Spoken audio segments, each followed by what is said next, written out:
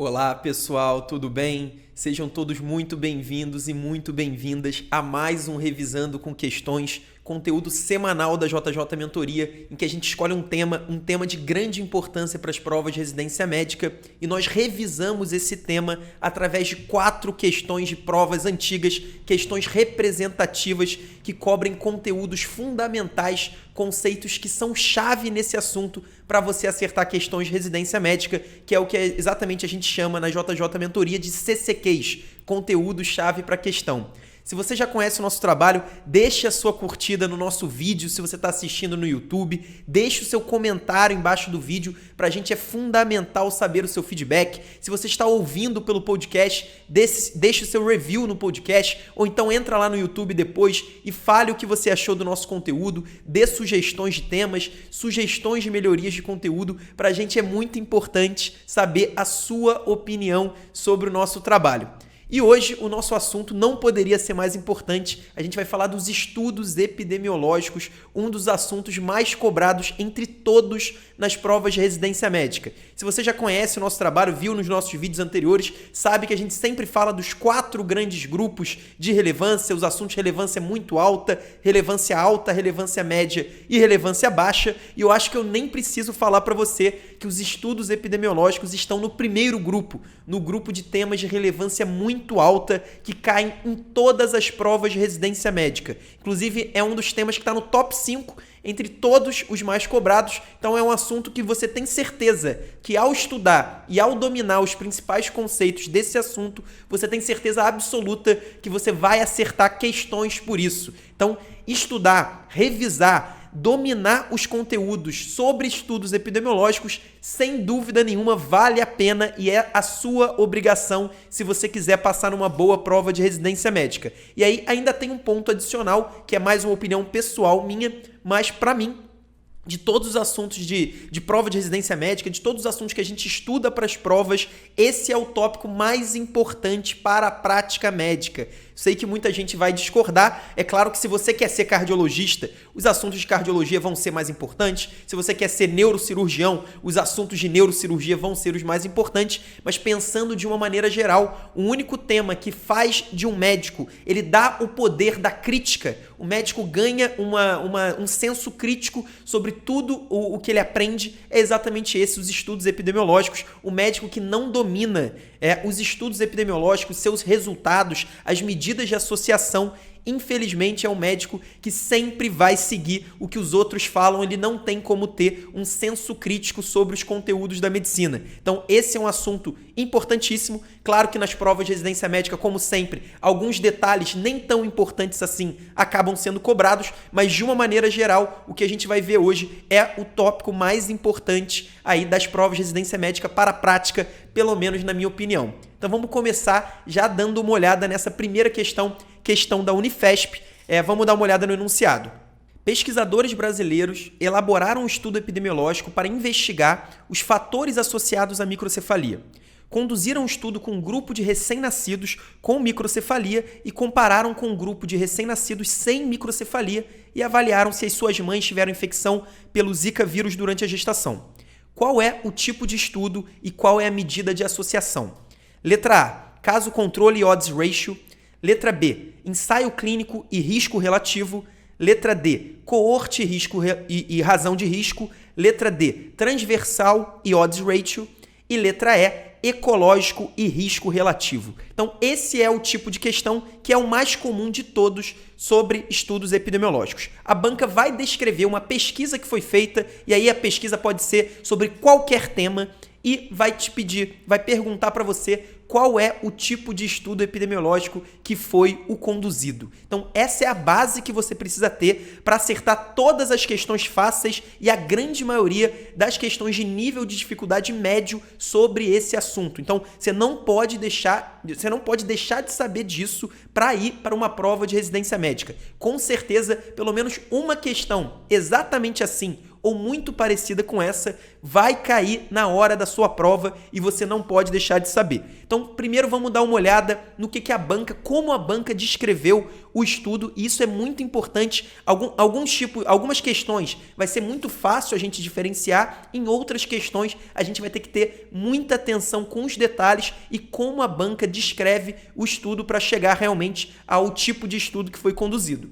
Nesse caso, a banca falou o seguinte: conduziram um estudo com um grupo de recém-nascidos com microcefalia e compararam com um grupo de recém-nascidos sem microcefalia e avaliaram se as suas mães tiveram infecção pelo Zika vírus durante a gestação. Então, a banca fez questão de dizer que o estudo foi conduzido através de um grupo de bebês que nasceram com microcefalia e houve uma comparação com outro grupo de bebês que nasceram sem microcefalia. E a partir daí, a gente verificou se as mães desses bebês tiveram ou não Zika durante a gestação.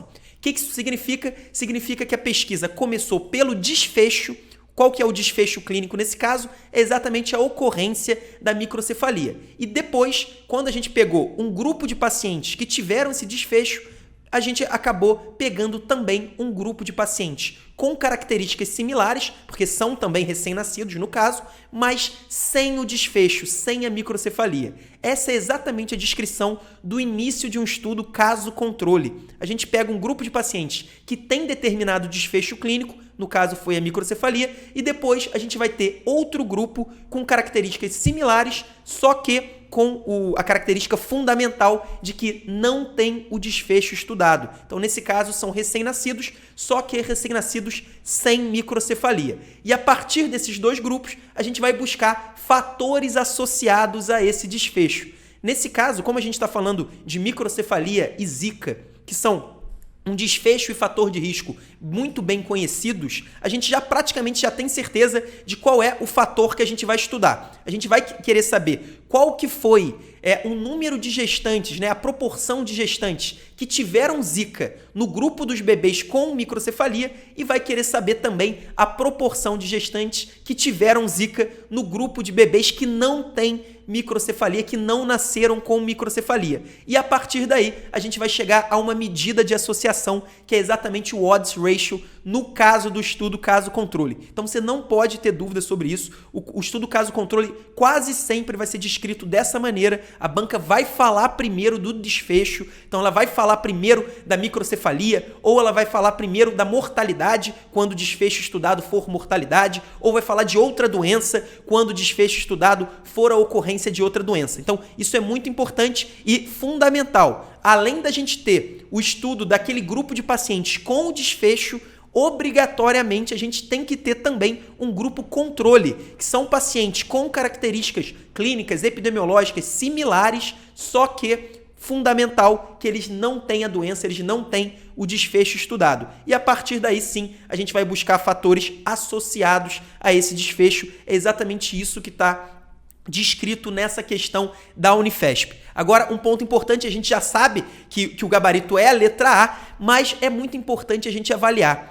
E como seria um estudo bem parecido com esse, só que em outro formato, usando outra metodologia. No caso do ensaio clínico randomizado, não tem como a gente fazer, porque o ensaio clínico randomizado, como o próprio nome já diz, envolve uma randomização. Então a gente não tem como, por exemplo, sortear todas as gestantes. Como funcionaria um ensaio clínico randomizado sobre esse assunto? A gente teria que sortear, imagina, a gente pega um grupo de 10 mil gestantes e a gente vai sortear. Metade desse grupo vai desenvolver Zika e metade não vai desenvolver Zika. E aí depois a gente vai ver desses dois grupos quantos bebês nasceram com microcefalia. Obviamente que a gente não tem como fazer isso nesse caso. A gente não tem como fazer um ensaio clínico randomizado para verificar essa associação entre Zika e a microcefalia. Mas se a gente continuar o estudo de coorte, será que a gente conseguiria pensar num desenho de estudo de coorte para avaliar uma possível associação entre a Zika e a microcefalia? Com certeza sim.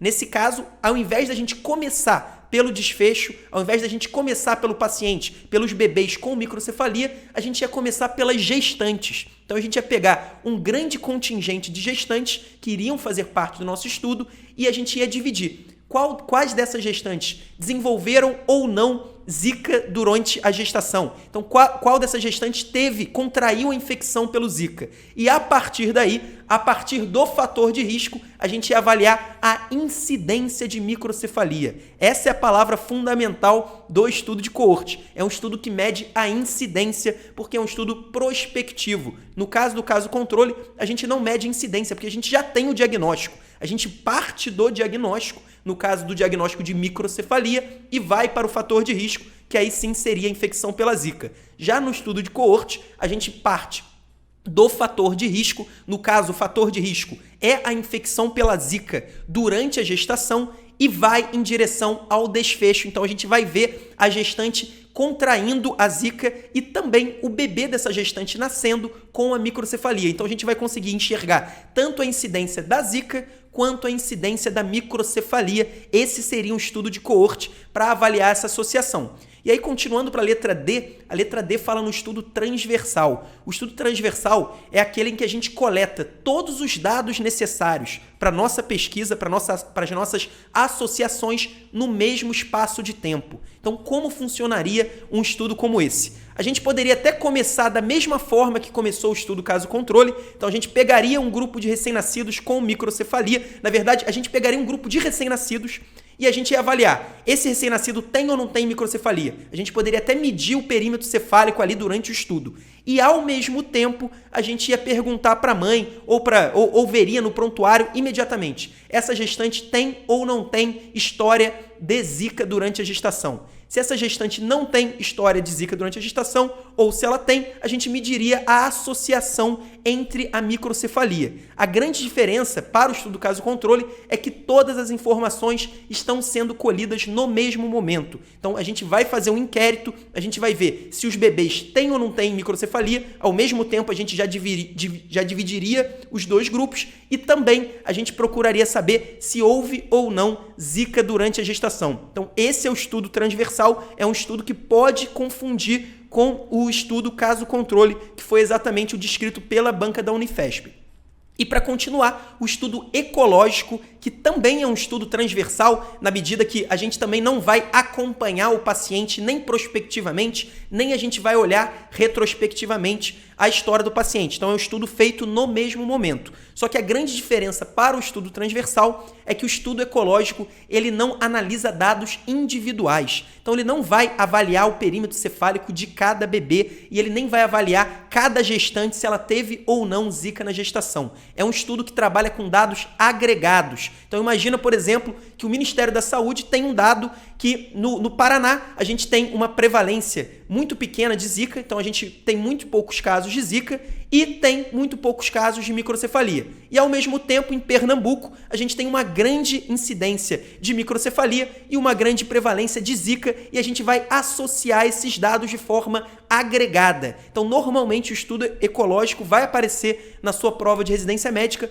como a avaliação de determinada prevalência de doença em algum país, alguma cidade, algum bairro, porque sempre são números agregados. A gente vai avaliar a prevalência de Zika e prevalência de microcefalia num local, num bairro, num distrito, às vezes até mesmo num hospital, e vai comparar com outro local. Então, são estudos diferentes, a gente não vai avaliar individualmente. Então, os dados do estudo ecológico, eles já foram colhidos em algum momento e você só vai analisar e tentar relacionar esses dados para chegar a possíveis correlações. A gente sabe que existem várias limitações para o estudo ecológico, não só para o estudo ecológico, como para todos esses estudos citados. Cada um tem o seu tipo de limitação, mas de qualquer forma você precisa saber diferenciar. Então, o ponto mais importante, caso controle, começa do desfecho e vai para o fator de risco, normalmente vai ser retrospectivo. Ensaio clínico randomizado, você precisa enxergar a randomização. Se não tiver randomização, não é ensaio clínico, cuidado com isso.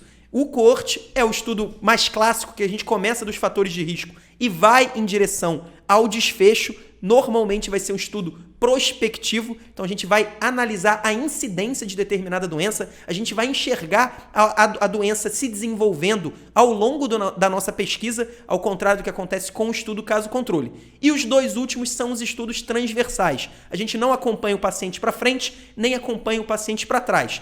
No caso do estudo transversal, a gente vai fazer uma pesquisa individual, então a gente vai avaliar se o bebê tem microcefalia ou não e se a mãe dele teve ou não zika durante a gestação no mesmo momento. Então, é um estudo transversal. E no caso do estudo ecológico, a gente não tem coleta de dados individuais. A gente vai usar dados agregados que já foram coletados em outro momento, normalmente por governos, secretarias de saúde, etc., e vai tentar buscar associações. Então, esses são os principais estudos. Esses 5 estudos que estão aí entre as opções são os 5 grandes tipos de estudo que você vai ser cobrado, você vai precisar identificar na hora da sua prova. Então, agora vamos continuar para essa questão do PSU de Minas Gerais. São vantagens do estudo de coorte, exceto.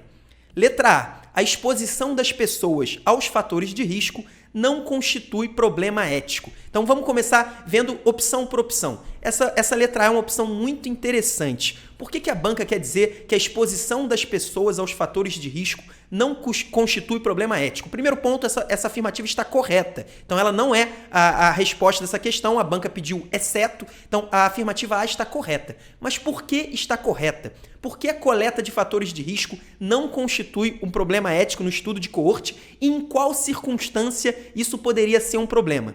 Então vamos tentar imaginar um estudo de coorte que tente analisar a associação entre o tabagismo e o câncer de pulmão. Então a gente quer avaliar se existe realmente uma associação entre o tabagismo e o câncer de pulmão. Como a gente sabe, o estudo de coorte começa pelo fator de risco. Então a gente vai pegar um grande grupo de pessoas e mais ou menos metade delas vão ser pessoas fumantes e metade delas pessoas não fumantes. Claro que a gente poderia fazer uma gradação de acordo com a carga tabágica, mas vamos tentar simplificar. Imagina que a gente só quer avaliar fumante e não fumante. Nesse caso, o fator de risco não constitui um problema ético. Por quê? Porque nesse caso, a gente não teve nenhuma intervenção no estilo de vida ou em qualquer uso de medicação para esses pacientes. A gente está simplesmente observando pacientes fumantes e pacientes não fumantes. Imagina que o nosso período de observação seja por 30 anos. Então, a gente vai observar por 30 anos esses pacientes para avaliar a incidência de câncer de pulmão. Então, não existe nenhum problema ético, porque a gente não teve nenhuma intervenção. E quando que poderia haver um problema ético? Imagina se a gente não quer fazer um estudo de coorte, a gente quer fazer um ensaio clínico randomizado para ver se existe realmente uma relação causal entre o tabagismo e o câncer de pulmão. Então, ao invés da gente pegar um grande grupo de pessoas e observar os fumantes e os não fumantes, a gente vai pegar esse mesmo grupo de pessoas e vai sortear.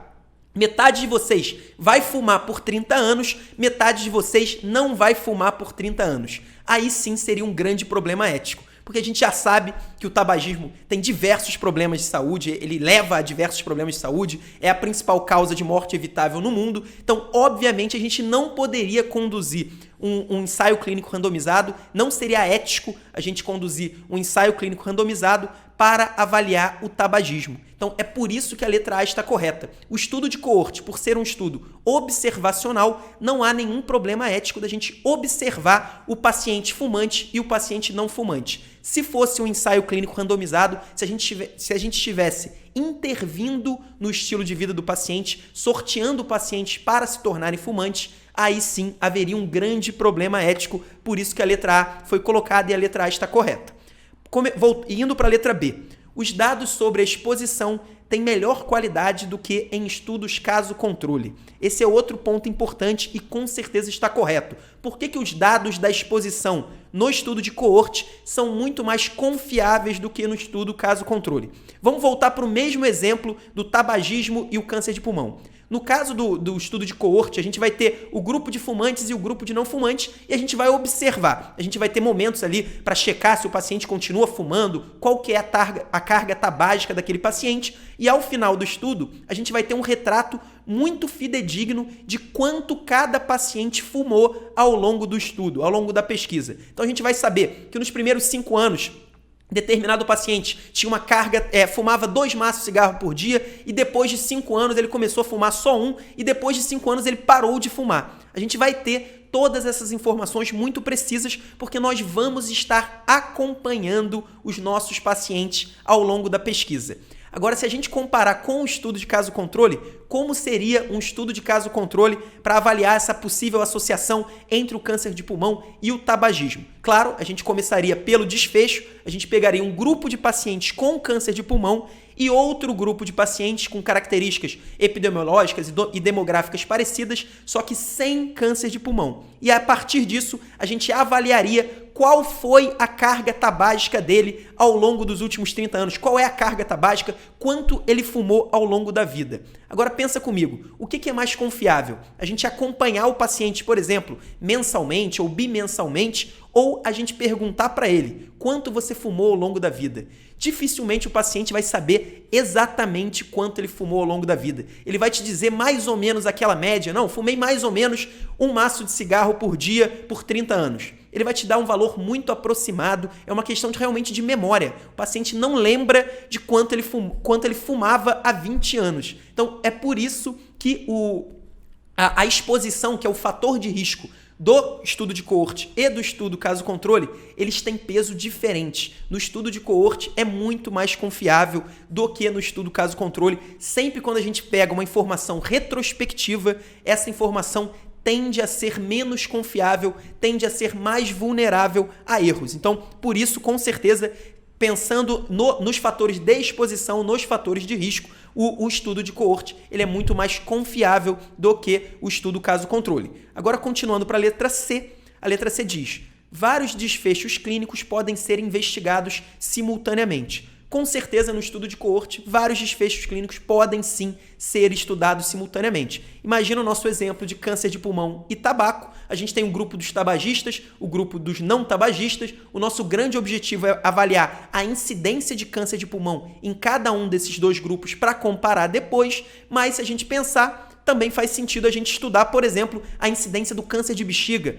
a incidência de enfisema pulmonar, de doença pulmonar obstrutiva crônica. Então a gente pode avaliar diversos desfechos simultaneamente, ao contrário do que acontece, por exemplo, com o estudo caso-controle. Como a gente vai partir do desfecho, a gente só vai avaliar um desfecho, porque só um desfecho vai estar sendo comparado com o grupo controle. Então, no caso do estudo caso-controle, a gente só vai avaliar um desfecho. O que a gente pode fazer é avaliar vários fatores de risco. Esse é um detalhe importante. No caso do estudo caso-controle, a gente só poderia avaliar o câncer de pulmão, a relação entre o câncer de pulmão e o tabaco. Mas a gente poderia também, por exemplo, avaliar a relação entre o câncer de pulmão e viver, por exemplo, numa cidade com alto grau de poluentes. Então, essa seria uma possibilidade. A gente poderia avaliar também, além da relação do cigarro com câncer de pulmão, a gente poderia avaliar diversas relações de possíveis fatores de risco com o câncer de pulmão. No caso do estudo de coorte, a gente pode avaliar vários desfechos, mas não vários fatores de risco. Até pode avaliar alguns fatores de risco, dependendo do tamanho do estudo, mas ele é melhor para avaliar vários desfechos,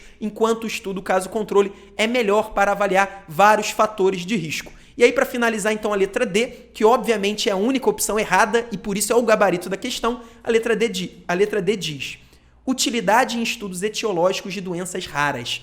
Por que o estudo de coorte não é um estudo muito útil para o estudo de doenças raras? Exatamente porque ele trabalha com incidência. Então imagina que a gente está pensando numa doença raríssima. A gente quer avaliar uma doença raríssima. A gente vai pegar um grupo de pessoas com determinado fator de risco, outro grupo de pessoas com determinado fator de risco. Então vamos continuar na ideia do tabagismo. Então um grupo de pacientes que fumam e outro grupo de pacientes que não fumam. Só que aí, ao invés da gente pensar no câncer de pulmão, que é uma doença relativamente rara, relativamente comum, mas é uma doença muito mais comum, por exemplo, do que a fibrose pulmonar idiopática. Então imagina que ao invés do câncer de pulmão, a gente quer avaliar essa incidência dos tabagistas e dos não tabagistas para a fibrose pulmonar idiopática. Como essa é uma doença muito rara, a gente vai ter muita dificuldade em chegar a um número relevante estatisticamente de incidência de fibrose pulmonar idiopática. Então, por isso que o estudo de doenças raras não é o ideal que a gente faça com o estudo de coorte, porque a incidência delas é muito baixa e a nossa chance de chegar a um valor estatisticamente relevante é muito pequena, só se realmente o nosso estudo de coorte for gigantesco. Aí, mesmo assim, a gente pode acabar conseguindo chegar a um valor interessante, mas normalmente não vai ser o caso. E aí, qual que é o grande estudo epidemiológico que a gente vai usar para doenças raras é exatamente o estudo caso-controle. Porque o estudo caso-controle a gente começa do desfecho. Então a gente, por exemplo, se a gente quer avaliar a relação entre fibrose pulmonar idiopática e o tabagismo, a gente vai lá num centro especializado de fibrose pulmonar idiopática, pega um grupo de pacientes com a doença e aí depois vai ter que pegar um grupo controle e aí sim a gente vai avaliar retrospectivamente qual que é a carga tabágica do paciente e fazer a relação, fazer no caso a razão de chances, a odds ratio. Então essa é uma diferença sutil, mas que é fundamental. O estudo de coorte não é bom para o estudo de doenças raras, já o estudo caso-controle aí sim se encaixa perfeitamente para esse tipo de doença. E aí continuando para mais uma questão aí de uma banca importante, nesse caso da USP São Paulo, vamos dar uma olhada no enunciado. Com a finalidade de identificar fatores associados à hipertensão arterial sistêmica, foram selecionados 1.453 indivíduos de uma determinada localidade. 103 indivíduos, entre parênteses, 7,1%, foram diagnosticados como hipertensos.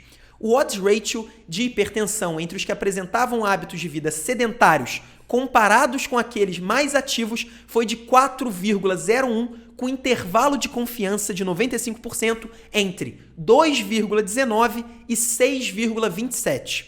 Quando os dados foram ajustados para a idade, o OR, o odds ratio, foi de 3,57, com um intervalo de confiança de 95% entre 0,87 e 5,31.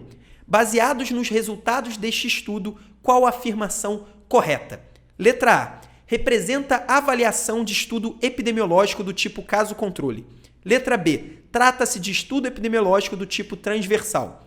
Letra C. O risco de desenvolver hipertensão é 4,01 vezes maior dentre os que têm hábitos de vida sedentários. E letra D, a probabilidade de hipertensão é 3,57% superior nos indivíduos com hábitos de vida sedentários. Então essa é uma questão muito interessante, não é tão difícil assim a gente chegar no gabarito, mas traz alguns pontos fundamentais e que se você entender, você vai acertar questões que quase ninguém, ou pelo menos que a maioria, erra. Então isso é muito importante, fica de olho aqui. Primeiro ponto, vamos avaliar qual é o tipo de estudo. A finalidade do estudo era identificar fatores associados à hipertensão arterial sistêmica. E aí, como que os pesquisadores fizeram? Eles selecionaram 1.453, então mais ou menos 1.500 pessoas de uma determinada localidade.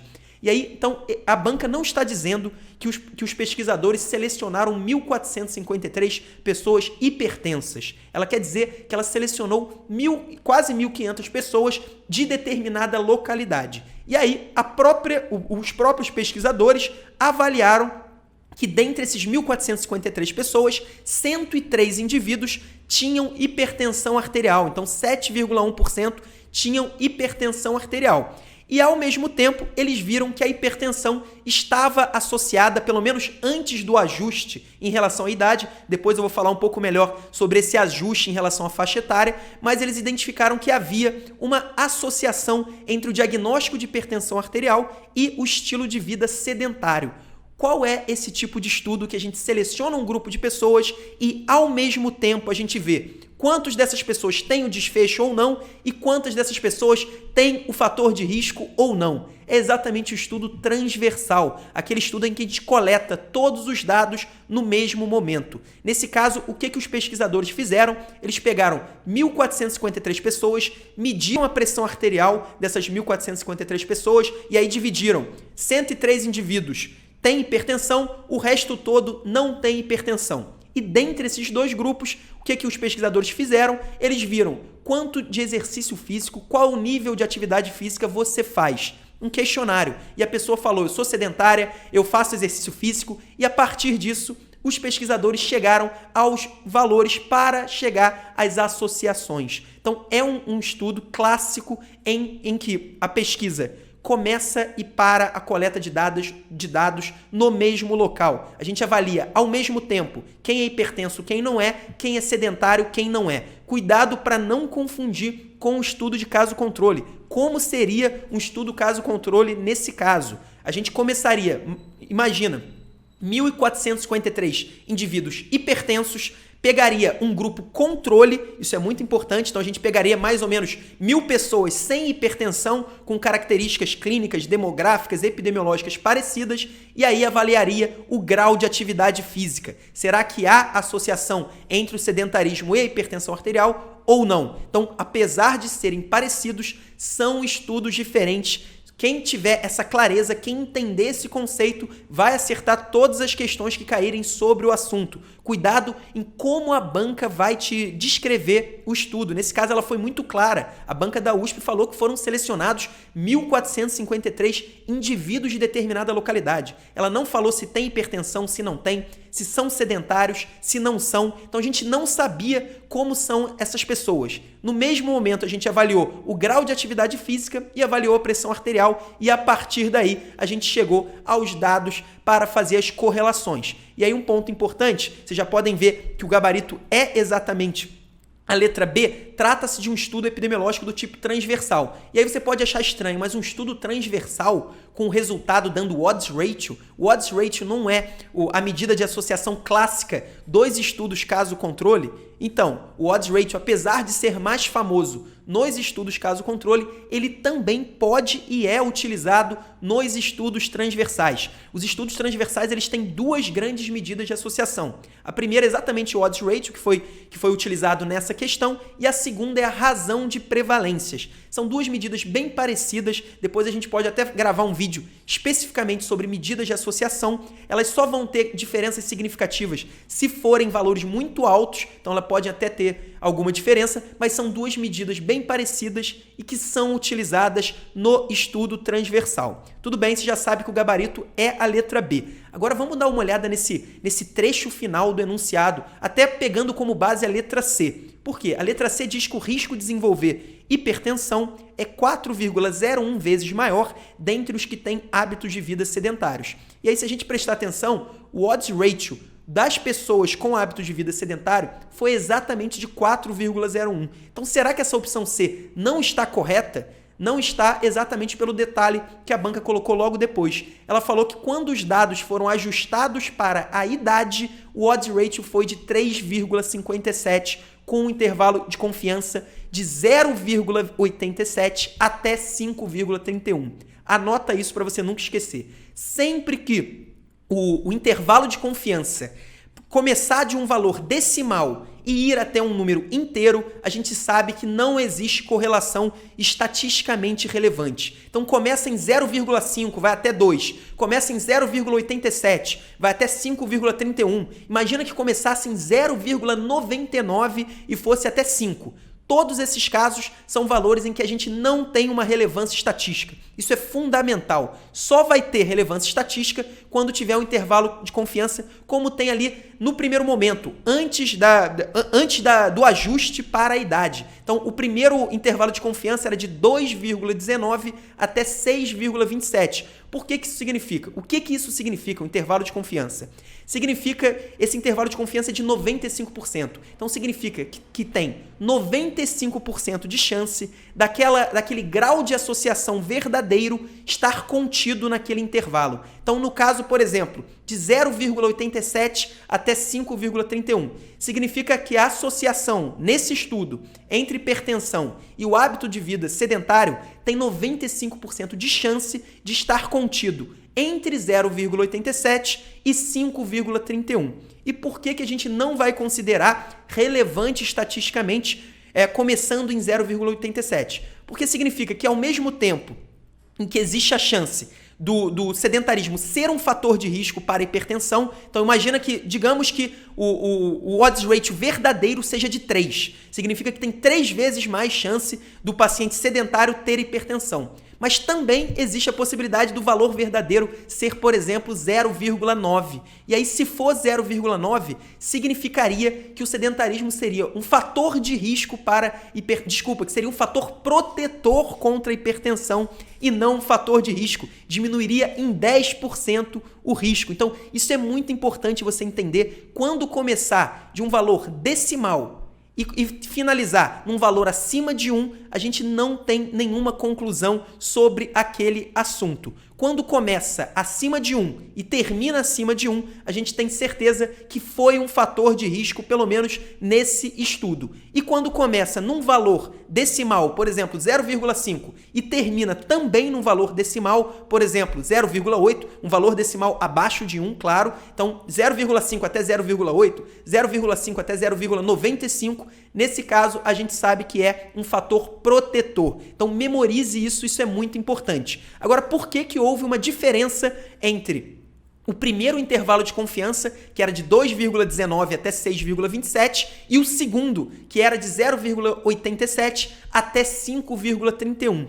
Por quê? Porque o grande fator de confusão no primeiro valor, né, 2,19 até 6,27, nesse caso, o sedentarismo era um fator de risco para hipertensão. Então, o resultado mostrava que houve uma associação entre o sedentarismo e a hipertensão. Só que depois foi feito um ajuste para a idade. O que isso significa?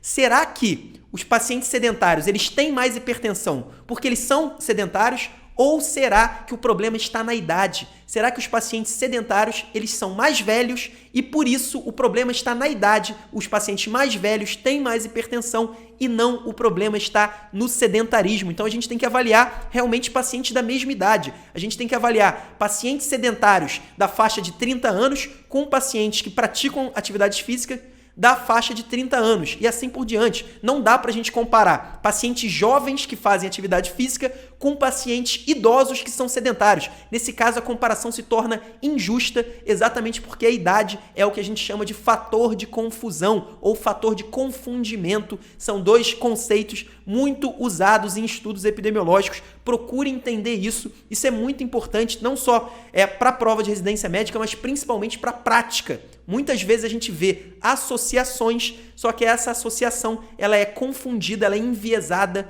por um fator de confundimento. Então isso é muito importante. Por exemplo, existe um exemplo clássico de estudos observacionais que mostravam que havia uma associação entre o consumo de café e as doenças cardíacas. Então, pacientes que consumiam mais café, eles tinham maior risco de desenvolver doenças cardíacas. Só que depois foi visto que, na verdade, o problema não era o café, o problema não era o consumo de cafeína, de café, de nenhuma substância presente na bebida. O problema era que os pacientes que bebem mais café, eles têm uma maior chance de serem tabagistas. Então, o tabaco, o tabagismo, era o fator de confusão nesse caso. Toma cuidado com isso, isso é muito comum. Na prática médica é fundamental. Se você tiver essa visão crítica, você vai estar na frente da grande maioria dos médicos que não tem domínio sobre esse tipo de assunto. E aí, para finalizar, mais um assunto fundamental para a prática médica, também para a prova de residência, é um assunto inclusive em alta, que vem sendo cada vez mais discutido. Vamos dar uma olhada no enunciado, uma questão da Unifesp.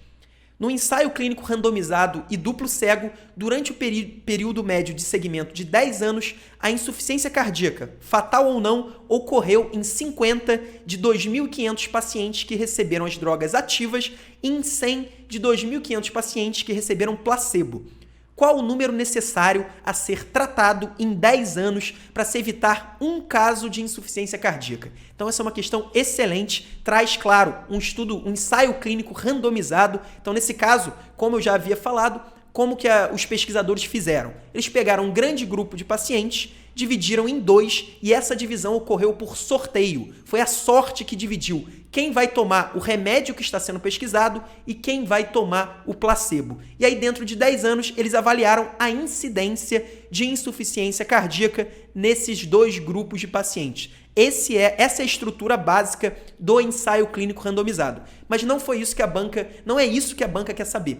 A banca perguntou qual é o número necessário a ser tratado em 10 anos para evitar um único caso de insuficiência cardíaca. Esse é exatamente o conceito do NNT, número necessário para tratar, que é um conceito muito usado, é um número cada vez mais valorizado, porque ele trabalha com números absolutos e não números relativos, e eu vou ensinar agora como você pode fazer esse cálculo de maneira muito simples. Primeiro ponto, você vai ver qual foi a incidência, nesse caso, de insuficiência cardíaca nos pacientes que tomaram a medicação. Então, os pacientes que tomaram a medicação, 50 desses pacientes tiveram insuficiência cardíaca. 50 dividido por 2.500, você vai acreditar em mim que vai dar 0,02, que é exatamente 2%. Então, 2% dos pacientes que tomaram o remédio desenvolveram insuficiência cardíaca ao longo do estudo.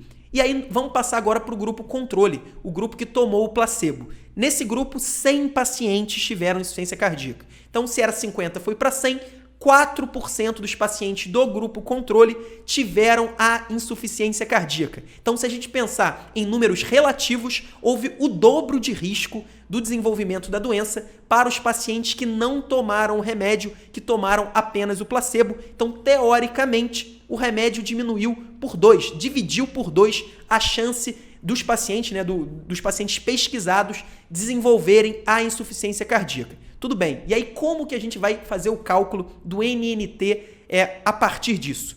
4% os pacientes do placebo, 2% os pacientes da intervenção. 4 menos 2, 2%. Então, houve um risco reduzido, atribuído, um risco absoluto, atribuído à medicação de 2%. E a gente pega esse valor de 2% e divide. 1 dividido por 2%.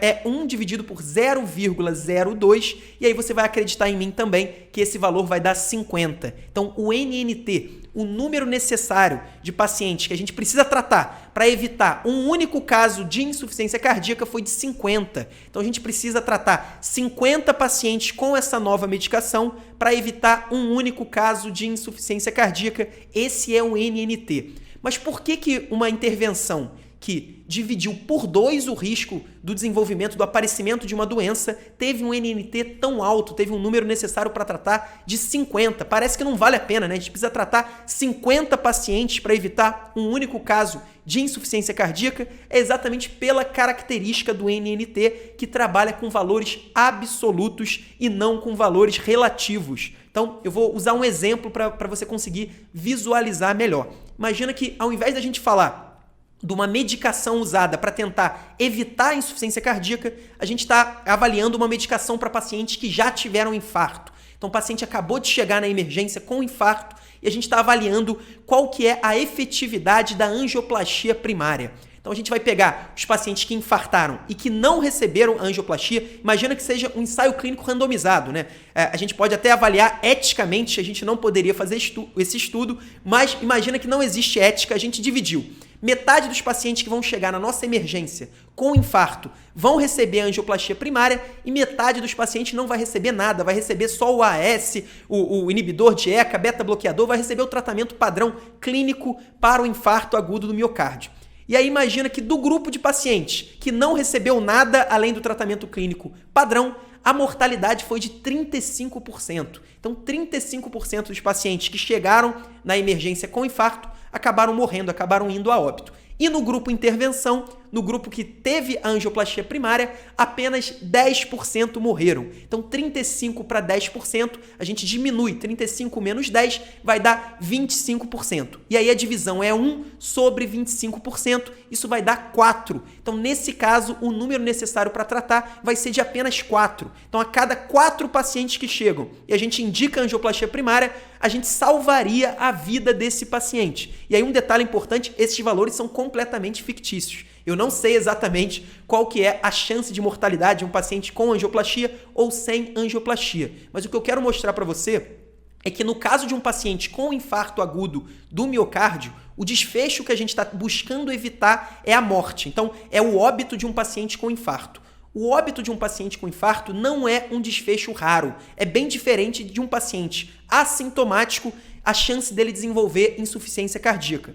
Então, o número necessário para tratar vai variar demais de acordo com a chance daquele desfecho acontecer. Sempre que for um desfecho muito raro, 2% para 1%, como a gente trabalha com números absolutos, o NNT tende a ser muito alto. Então, se a gente for, por exemplo, calcular o NNT de um programa de rastreamento, A gente pega o rastreamento para o câncer de colo de útero. Em quantas mulheres a gente precisa fazer o Papa Nicolau, né, o preventivo, para evitar uma única morte por câncer de colo de útero. Eu não sei exatamente o valor, mas eu tenho certeza absoluta que o NNT vai ser muito alto. Por quê? Porque a morte por câncer de colo de útero em mulheres assintomáticas é um desfecho raro.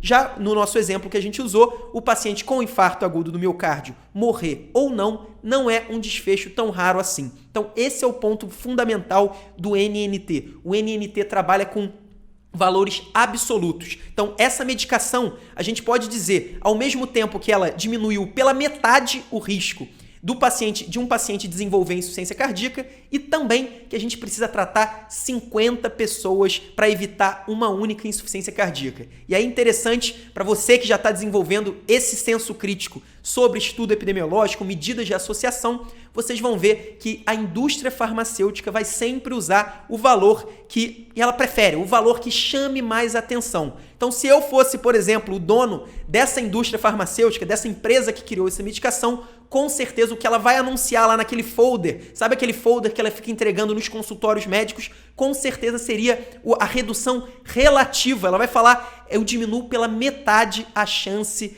do paciente desenvolver a insuficiência cardíaca. Com certeza ela não vai falar nada do NNT, porque nesse caso o NNT não é tão favorável assim, não é um número que chame muita atenção. Bom, pessoal, essas foram as 4 questões de hoje sobre estudos epidemiológicos. É um assunto complexo, um assunto muito amplo. Com certeza só esse vídeo não esgota tudo que você precisa saber sobre esse tema, mas eu tenho certeza que praticamente todas as questões de nível fácil e de nível médio você vai conseguir acertar depois de ver esse vídeo, principalmente na divisão dos estudos. Você precisa saber diferenciar o ensaio clínico randomizado do estudo caso-controle, do estudo de coorte, do estudo ecológico e o estudo transversal. Se você souber diferenciar com clareza esses 5 tipos de estudo epidemiológico e saber também um pouco, pelo menos, sobre as suas medidas de associação, eu tenho certeza que você vai torcer para cair questões sobre esse tema na sua prova. Um abraço e até a próxima semana.